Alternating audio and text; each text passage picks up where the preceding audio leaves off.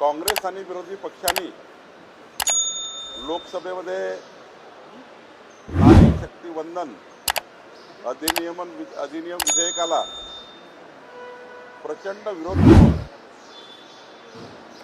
नारी शक्ती विधेयक अधिनियमाच्या विरुद्ध मतदान करून काँग्रेसचं महिला विरोधी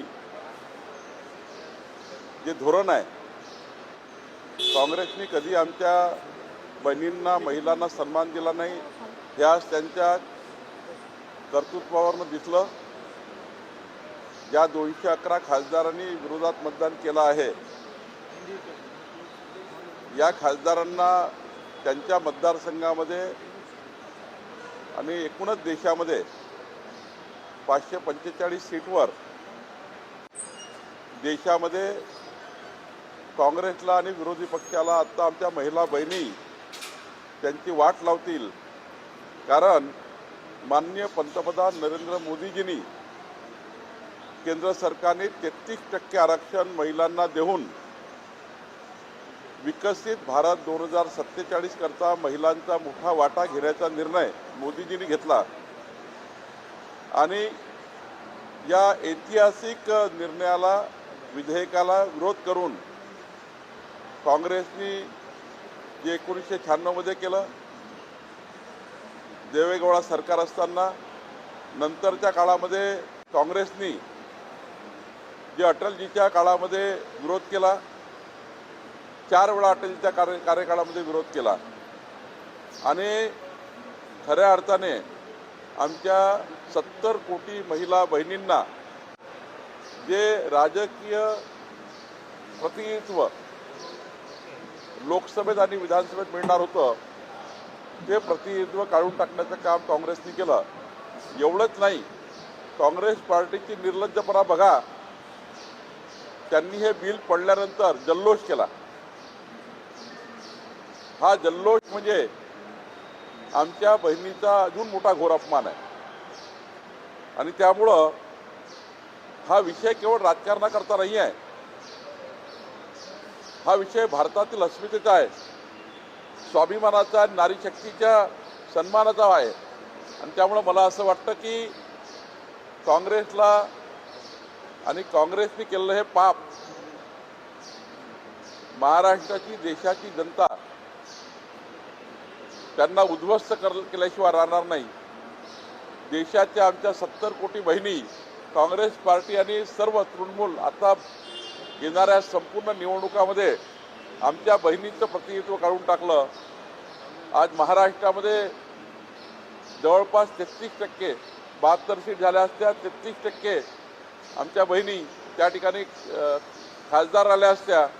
आणि उद्या 350च्या वर विधानसभेत सीट असत्या तर 150च्या जवळपास बहिणी आमच्या आमदार राहिल्या असत्या. हे आमदार खासदारकी काढून टाकणे महिलांची, बहिणींची, याबद्दल यांना धडा शिकवा लागेल. आमच्या बहिणी धडा शिकवतील असं मला वाटतं. एक महत्त्वाची गोष्ट की विरोधकांचं म्हणणं आहे की आमचा महिला आरक्षणाला विरोध नाही, मात्र सरकारचा हेतू बरोबर नव्हता या सर्व विधेयकाच्या पाठीमागे. याबद्दल काय हेतू सरकारचा होता? सरकारचा हेतू होता की सीट वाढवणे. जे काँग्रेसनी या ठिकाणी फ्रीज करून ठेवल्या होत्या सीट लोकसभेच्या, त्या वाढल्या असत्या. आमच्या बहिणींना 300-350 सीट मिळाल्या असत्या. SC ST समाजाचं आरक्षण त्या ठिकाणी वाढलं असतं. SC STच्या सीट वाढल्या असत्या. SC ST महिलांच्या सीट वाढल्या असत्या. आणि त्यामुळं याच्यामध्ये काय वेगळं होतं? यामध्ये तर या देशातल्या जवळपास जे मोठे मतदारसंघ आहेत, त्या मतदारसंघामध्ये जनतेला न्याय देण्याकरता खासदार वाढले असते. आज 40-40 लाख मतदारांचा एक खासदार आहे. त्यांना आपल्या मतदारसंघात जाता येत नाही. 5-5 वर्ष खासदार दिसत नाही, तोंड दाखवत नाही, कारण मतदारसंघ मोठा आहे. छोटे मतदारसंघ झाले तर प्रतिनिधित्व मिळालं असतं, लोकांना आपल्या खासदाराला भेटता आलं असतं, लोकांना सहज केंद्र सरकारशी संपर्क करता आला असता, आपल्या खासदारशी संपर्क करत असता आला. आज तर खासदारच भेटत नाही, कारण त्यांचा संपर्क होऊ शकत नाही. मतदारसंघ 40-40 लाख लोकांचे आहे. त्यामुळं मला असं वाटतं की पुनर्रचना आणि महिला आरक्षण विधेयक हे दोनही या देशाकरता महत्त्वाचे होते. काँग्रेसला याचा भुगतान भोगावं लागेल.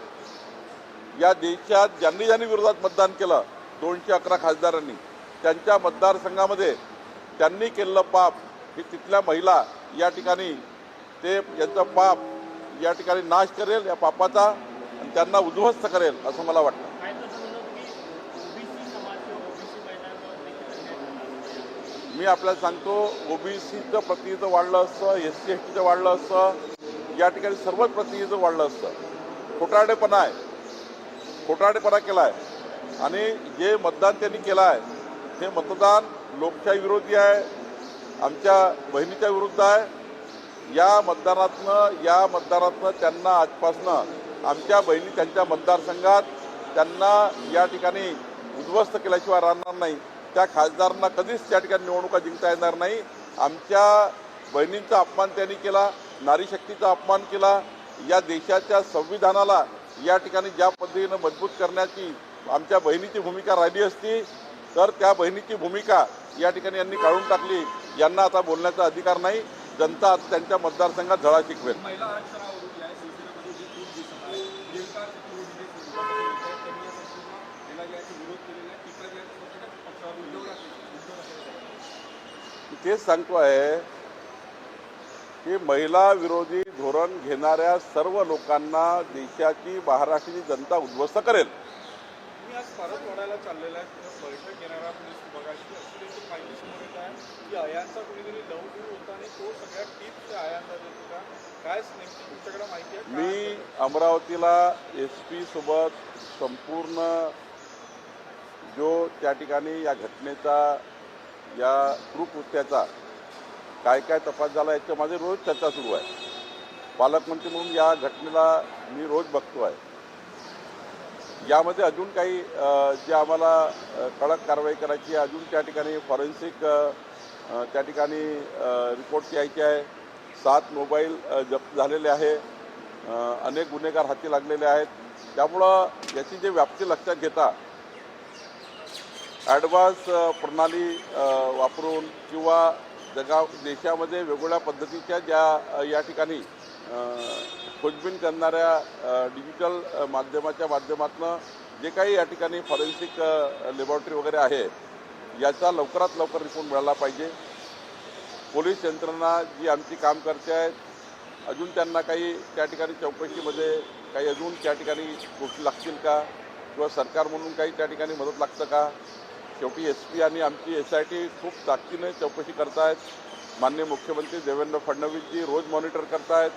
मी सुद्धा रोज चर्चा करतो आहे. आमचं संपूर्ण प्रशासन या घटनेवर लक्ष ठेवून आहे.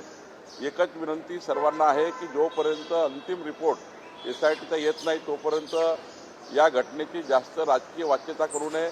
चौकशीवर कुठला दबाव येईल किंवा या चौकशीवर कुठला त्या ठिकाणी चौकशी भरकळेल असे कोणतेही वक्तव्य कोणी करू नये असं मला वाटतं. या प्रकरणामध्ये अत्यंत महत्त्वाचा ट्विस्ट असा आहे, अल्पसंख्याक आयोगाचं म्हणणं आहे की फक्त 8 एवढी मुली आहे ज्या मुस्लिम समाजाच्या नवनीत राणा, अनिल वंडे यांनी अतिरेक करत 100-180 मुलींचे नावं या ठिकाणी संख्या सांगितली आहे. मूळ संख्या किती आहे पीडितांची? मी वारंवार सांगितलं की जे 7 मोबाईल किंवा जे काही डिजिटल आमचं फॉरेन्सिक ऑडिट होणार आहे आणि 7 मोबाईल पकडल्या गेले आहे, काही लिंक पकडल्या गेल्या आहेत, यावर फॉरेन्सिक तपास झाल्याशिवाय त्यांचा पूर्ण रिपोर्ट आल्याशिवाय मी तरी बोलणं योग्य होणार नाही. शासन म्हणून काम करताना कुणी काय म्हटलं यापेक्षा पोलिसांच्या तपासात काय हे महत्त्वाचं आहे. TCS प्रकरणामध्ये काय कॉर्पोरेट जिहाद अमृता फडणवीस सुद्धा काल म्हणाल्या की त्या ॲक्सिस बँकेत असताना त्यांच्यासोबत सुद्धा त्यांच्या बँकेमध्ये अशा पद्धतीनं कॉर्पोरेट जिहाद होण्याचा प्रयत्न झाला, पण वरिष्ठांनी वेळीच कारवाई केली आणि तो प्रकार थांबला. TCS प्रकरण कुठपर्यंत आता गेला, चौकशी कुठपर्यंत? नाही, त्यामध्ये मी आधीच सांगितलं की माननीय मुख्यमंत्री या सर्व प्रकरणाची अत्यंत गंभीरपणे यशस्वीपणे चौकशी त्या ठिकाणी करतात आहे. या गुन्ह्यामध्ये असलेला प्रत्येक आरोपी हा पोलीस विभाग पकडल्याशिवाय राहणार नाही. त्यामुळं अशा प्रकरणात अधिक पोलिसांच्या गोपनीयतेची वाच्यता करणे किंवा या तपासात काय काय मिळालं ही सार्वजनिक वाच्यता करण्यापेक्षा अशा प्रकरणामध्ये अंतिम रिपोर्ट येऊन द्यावं लागतं, नंतर चर्चा करावी लागते किंवा पोलीस स्वतः अशा प्रकरणाची प्रेस घेऊन या ठिकाणी समाजासमोर ते वास्तव आणतात. हो, हे एलिनो वर्ष आहे, त्यामुळे सरासरीपेक्षा खूप कमी पाऊस होईल असा अंदाज वर्तवला जाता. त्या पार्श्वभूमीवर महानगरपालिका क्षेत्र असेल किंवा नगर परिषद असेल, पाणी कपाती संदर्भात राज्य सरकार काही विचार करत आहे का?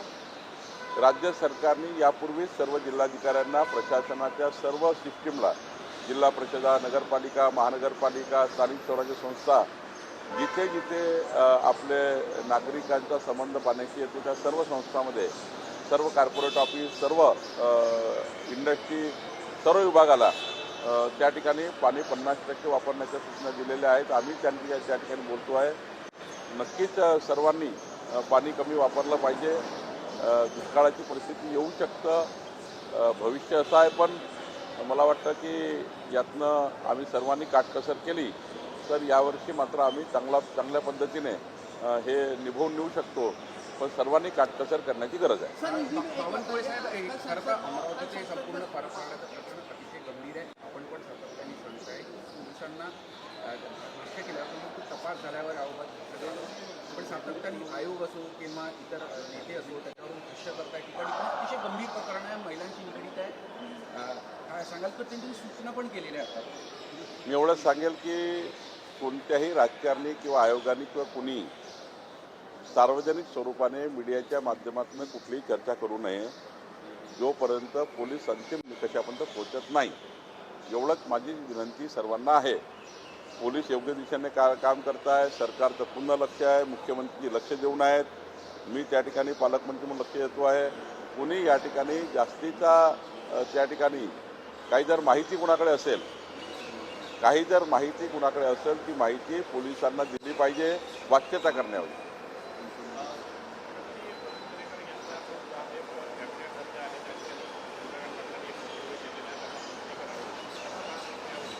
असा आहे तो सर्वस्वी अधिकार माननीय मुख्यमंत्री महोदयांचा आहे.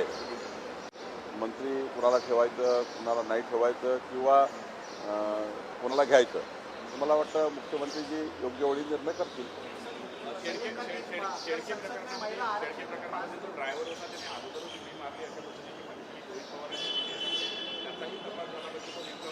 रोहित पवाराकडे अधिकची माहिती असेल तर ती पोलिसांना दिली पाहिजे. माध्यमासमोर देऊन वारंवार चौकशी भरण्याचा प्रयत्न करण्यापेक्षा रोहित पवारजीकडे जे काही माहिती असतं ते पोलिसांना दिलं तर बरं होतं. नाकारल्यानंतर भाजप राज्यभर या विरोधात आंदोलन करणार का? काँग्रेसचा चेहरा उघड पाडण्यासाठी भाजपची काय भूमिका? आता आमची चर्चा होईल. त्या चर्चेनंतर आम्ही अंतिम निर्णय करू. देखिए, कल देश के इतिहास में काला दिन है. कल कांग्रेस पार्टी ने सारे संस्कार छोड़ दिए. 211 सांसदों ने जो खिलाफ वोट्स किए हैं वो हमारी माता बहनों को फेस नहीं कर पाएंगे. कांग्रेस ने कई बार इस महिला आरक्षण बिल का विरोध किया है, 5 बार विरोध किया है, और कांग्रेस पार्टी हमेशा महिलाओं के खिलाफ रही है. माननीय पंतप्रधान नरेंद्र मोदी जी ने विकसित भारत 2047 को लेकर नारी शक्ति वंदन अधिनियम लाया था. यह अधिनियम विकसित भारत के लिए था. परिसीमन करना, 40-40 लाख होटल्स के एक मेंबर ऑफ पार्लियामेंट उसका एरिया कम करना, छोटे छोटे और सरीकी जगह सबकी होनी चाहिए.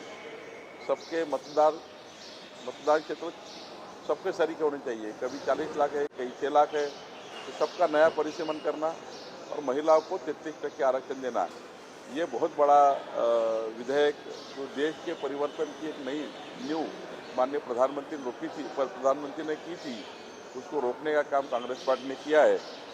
ये भारत की अस्मिता का विषय है, भारत के स्वाभिमान का विषय है और नारी शक्ति के सम्मान का विषय है. ये कांग्रेस पार्टी ने सारी लिमिट तोड़ दी है. कांग्रेस पार्टी को अब जनता पूरी तरह से सबक सिखाएगी. कांग्रेस पार्टी ने कल महिला विरोधी जो पाप किया है, ये पाप का हंडा फूटेगा और पूरे देश में कांग्रेस पार्टी और उनके साथी नेस्तनाबूद हो जाएंगे. आपको 2029 की लोकसभा में हमें ऐसा बहुमत मिलेगा कि हमारी कांग्रेस पार्टी, हम चुनाव के लिए काम नहीं करते, लेकिन कांग्रेस पार्टी के लोगों को ऐसी झूल चटेगी कि 70 करोड़ बहनें महिला आरक्षण बिल मंजूर करने के लिए जो पर्याप्त बहुमत लगता है वो बहुमत हमको देगी और हम पूरी ताकत से नए बहुमत के साथ नई ताकत के साथ हम महिला आरक्षण बिल को निश्चित रूप से मंजूर करेंगे। प्रधानमंत्री मोदी जी हमारे देश में महिलाओं को आरक्षण दिए बगैर रहेंगे नहीं, तो पक्का हमारे देश के लिए ये करेंगे, हमारी बहनों को मजबूत करेंगे। कांग्रेस पार्टी नेस्तनाबूद होगी। कांग्रेस पार्टी ने किया हुआ पाप ये पूरे देश को दिखाए। 70 करोड़ बहनें कांग्रेस पार्टी को नहीं छोड़ेगी। ये बिल गिराना यानी बहुत बड़ा अपमान कांग्रेस पार्टी ने किया है, देश का अपमान किया है, बहनों का अपमान किया है। और आने वाले दिनों में विकसित भारत के लिए 2047 के लिए हमारी बहनें जो अत्यंत महत्वपूर्ण भूमिका निभाने वाली थी, उनको रोकने का काम कांग्रेस पार्टी ने किया है। मुझे लगता है कल का काला दिन हमारे लिए है। कल महिला आरक्षण बिल गिरना ये हमारे लिए, हमारे देश के लिए, हमारे विकास के लिए, हमारे संस्कारों के लिए, हमारी संस्कृति के लिए घात है और ये कांग्रेस पार्टी ने घात किया है। इनको नहीं छोड़ेंगे। गरजा हिंदुस्तान चॅनलला सबस्क्राईब करा आणि ताज्या घडामोडी जाणून घेण्यासाठी बेल आयकॉनवर प्रेस करा।